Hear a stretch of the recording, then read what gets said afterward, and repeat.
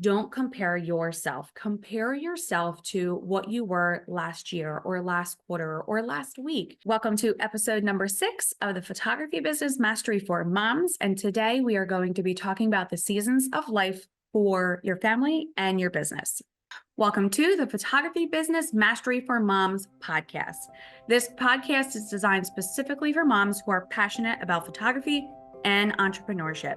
If you're a mom with a photography business, striving to achieve balance between growing your business and spending quality time with your family, you're in the right place.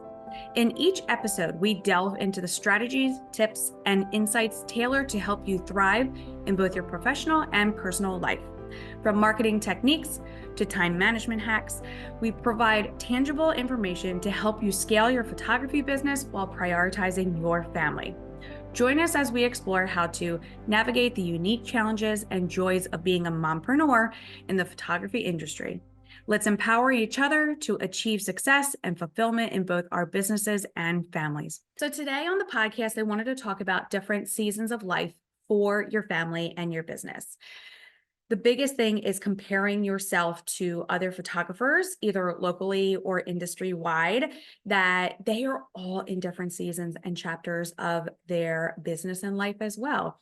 So right now for myself, my chapter is more part-time, more outsourcing, and spending more time with my family and the baby. He is going to be 7 months soon, and it goes by too quickly. So I don't want to miss out on those moments. Now, in my season of life, I feel like ever since I had my first son, he's going to be 9 this year. I tried the whole stay-at-home life and working on weekends, and it just did not work for me. But that is a chapter in my book that I learned that I'm not a great stay-at-home mom, and I need to be out and talking to adults and having adult conversations. So that season of life made me learn that I need to either work part-time or at least for myself, have some quiet time. That makes me a better parent as well. I find that when I have time away from my kids and my family to do things that I love outside of my family, make me a better mom as well. That might be different for you. So you may be in the season of life where your kids are in school full time and you get to spend those 5 days a week working on your business. And that's wonderful. And I'm very excited for you for that season or that chapter in your life. But the biggest thing is do not compare yourself to others and their seasons of life. People have different reasons of being in a more high volume business or a low volume business. That is something that we will definitely be talking about because there was a new podcast episode that came out from Jasmine Star that I have not finished, but we will be doing a podcast about it that really had me just agreeing so much with her about the market and things are changing. And I'm going to go on a tangent on that, but you know me. So I wanted to talk about some different seasons of life that I have had and things that I can give you as suggestions if you are in that season or that chapter. Me planning to become a mom and have a family. So I was an MRI technologist for about 4 years when we had our first son. I worked full-time plus 2 per diem jobs, and I was always taught to make my own money and work and hustle as hard as I can, and that's just instilled in me. So then I quickly realized in healthcare that that was not the position for me. I went to school for 4 years. Well, yeah, technically 4 years. I did community college, and then I did 2 years of x-ray school, and then I did 6 months of MRI internship, and it came out to about 4 years. And luckily, I did not come out with student loans or anything like that. I was very lucky to have parents who agreed that if I went to local community college and I did either the trade school or 2 years of whatever college I wanted to, they would pay for it. I'm very grateful and very thankful for that. But I think I realized moving into the career that it is not the path for me. That doesn't mean I don't have my licenses. Yes, I still have my licenses. I always have a backup plan to a backup plan to a backup plan. So I'm always prepared if something were to happen. And I highly suggest that if you are in business for yourself, you should always have a backup plan as well. So when we got pregnant with our first son, I realized very quickly that working in the field was not going to be the place for me. So I really started working hard on my business and the behind the scenes and making sure that I knew what I wanted to do. So I was in weddings and I quickly transitioned into maternity and newborn photos, family photos as well. We signed a lease on a studio when my son was 13 weeks old. And I'll never forget, in a snowstorm, we were moving stuff in and out of that studio as well. That first year, learned a lot. We're always going to learn in that chapter of what studio works best for us, who works best for us. And that was a chapter that I went through that we'll probably have another podcast about more in depth. But what to look for when you're looking for a studio or studio mate or moving into studio work. So in that chapter of my life, it was more staying home with my son, working a little bit on weekends, working nights, late nights on the computer, things like that. Does that want to be my chapter now? No, I do not want to work late nights ever again. I'm now 35. I'm getting tired. And I definitely find that having that daytime weekday schedule works best for me. So if you are a soon-to-be mom or want to be a mom one day, I highly suggest that you set yourself goals for where you want to be in 3, 6, 9, and 12 months. You're going to have a better view on what needs to be done, what has been done, and what you feel should be done better. SEO is a big thing. We talk huge about SEO in the course Photography Business Mastery for Moms, because it is an ongoing, continual process that you have to keep working on for your SEO. If you think just making your website, having it great with SEO, maybe a few blogs here and there, maybe some content, and then you just stop, is going to get you anywhere? It is absolutely not. So SEO is an ongoing thing that should be done from the very beginning, and we are still working on it today in my business. So big thing that I would suggest for soon-to-be moms, or moms that are planning to be soon-to-be moms who want to be moms, or if you're trying to start your family, I highly suggest you make those goals now so that you can look at what's going to make your life easier when you do have your child, so that you could still run your business, but it's not as time consuming. The next chapter of my life was being a new mom and outsourcing a lot. So outsourcing is going to be huge in any stage of your business.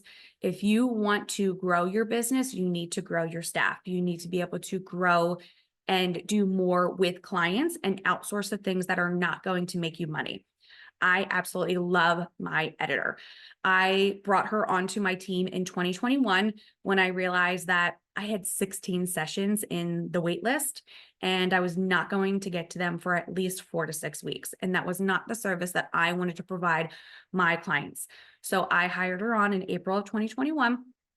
Slowly started adding things onto her list, and now she is 99% editing for me. Things that I will help with is Santa, mini sessions, things that are super quick and easy that would take more time to upload to her than it would for me just to do it. So she does amazing.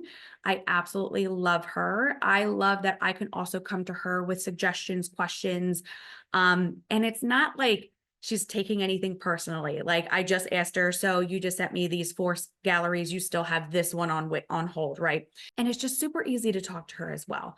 I personally love having her on payroll. It's easier that way. You can go with a service, but I find that when I've tried services in the past, there was a lot of back and forth, a lot of middle people as well. So I highly recommend your first hire being an editor. Your next chapter, when you have your baby, 12 weeks later is the quote unquote typical time that moms go back to work. Is that the chapter you want in your life? Do you want to stay home more? Do you want to be part-time? Do you just want to do a few sessions on the weekends? What does that look like for you? Plan it out, set your goals, talk about it. Having somebody to talk about it with is going to make that decision much easier for you as well. If that's a partner, if that's a spouse, if it's a community of other mom photographers. That is really big here in South Jersey. We have a group called Momtographers or Mamatogs. That's it. Mamatogs of South Jersey. And we bounce ideas off of each other. And it's a great community. So make sure you have a mom community as well. Getting into the older years of your kids starting school, that is a new chapter as well. So that is something you need to think about is, are you just strictly going to work during the weekdays when they are in school? Are you going to do some weekends? So before I had the baby, I worked 3 days a week and then some weekends. It depended. So we have to think that our business is a luxury. So we do need to have flexibility in our schedule. So working 1 or 2 weekends, or even just 1 or 2 days out of the 8 weekend days is going to make your client's life easier and make them happier as well. Another chapter in your business is busy and slow seasons. So we all know the winter time is typically a slower season because we're not outside. Nobody's really thinking about photo shoots unless you have a studio where milestones happen. First birthdays in January, February, and March. Newborns are born all throughout the year. So that is something that will keep you busy in a studio setting. That was the chapter that started with me in 2015 into 2016 was because I didn't want to have those super slow seasons in the winter, especially when you're doing weddings. A lot of times they're in spring, summer, and fall, and then you have a few months off. If that is the chapter for you and that is the season that you want, that is wonderful. You need to plan for that. Have goals set for yourself. Certain amount of weddings you want to do or certain amount of sessions you want to do a month. Do you want to have a busier spring and take off February and March so that you can get all the behind the scenes work done? That's a different chapter for you. Plan it out, set your goals. During your busy season, are you more outsourcing things? Is it more of the stuff in the house? Are you Instacarting more? Are you having a babysitter an extra day a week? Busy season for me is 2 days during the week. I do work more evenings to get those Santa sessions out and those holiday mini sessions out in a timely manner, and more weekends as well. This upcoming year of 2024, we only have 5 weekends of Santa in between November and December, and not 8. That is one thing that we decided and we learned from last year was that was way too much. By the last 2 days that we had Santa sessions, we were burnt out. And you need to live and learn as well. So if one chapter works for you, but then you try to make it a lot busier and faster, that was our chapter last year. It didn't work out very well, but we learned from that. We don't regret it. We learn from that. One thing I want to talk about busy and slow seasons as well is you should be continually marketing no matter what season it is. Now, if you're in the busier season, you can't take on more bookings, say easy marketing strategy here. You're posting 1 time a day on social media. Maybe you're too busy for that. So maybe you post every other day just so that you're still being seen by your clients, but it's not in their face as much. Slow seasons, ramp up that marketing in every aspect. More blogging, more social media, more know, like, and trust. So are you doing fun TikToks? Are you doing fun dances? Are you educating your clients so that they know what the process is coming in for a certain type of session? Or during a slow season, are you enjoying it? Is that something that you like to take time off and be able to enjoy the time off? But I highly recommend that you keep marketing in some form. You don't want to take 3 months off of marketing completely, doing nothing, and then you hit April, May, and June, and you have nothing. There's a trickle-down effect. So 2 years ago, we stopped blogging for a month because we were in a transition period with one of our staff members who was in between moving and deciding if she was coming back. I did not have time to blog. So we had a month off of blogging and we saw it. The next 3 months of regular sessions, it was very, very slow for our SEO traffic. So I highly recommend, once again, if you're going to pick one form of marketing to stick to, is your SEO, blogging, and Google. And to finish off with this episode, I want to make a big push and a big ask for you to not compare yourself to others. It is so hard. It is so hard to compare ourselves to others and our seasons that we are in that other people may not be in, or they may have already passed through. Don't compare yourself. Compare yourself to what you were last year or last quarter or last week. Make yourself better each week. Or if you need that time off, take a little time off and then set your goals for the next upcoming weeks. It's okay to take time off, but if you want to have a thriving business, you have to continue to market. So if you want to schedule out marketing posts or blogs or whatever it may be for the week that you want off, do that. Don't stop marketing ever. You never want to stop marketing, no matter what it is. And marketing is a million different ways of doing it.